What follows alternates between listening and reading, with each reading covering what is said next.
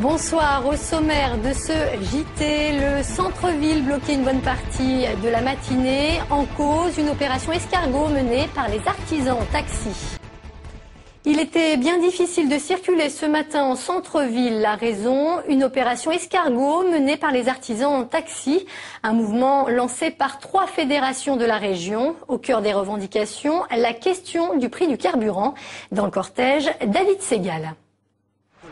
Non, les chauffeurs de taxi ne se laisseront pas plumer, c'est en clair le message adressé aujourd'hui avec cette opération escargot. Au cœur des revendications, la flambée des prix du carburant. Les chauffeurs de taxi demandent un coup de pouce du gouvernement.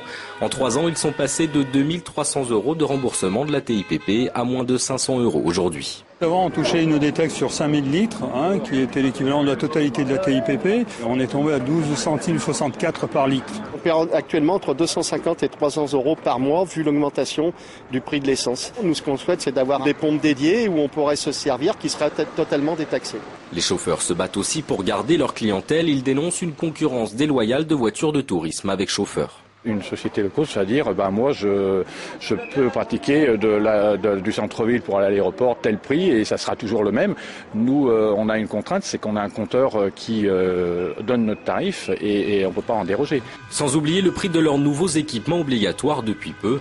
Lumineux, compteurs ou encore imprimantes que les fabricants ont facturé 3 fois plus que le prix annoncé.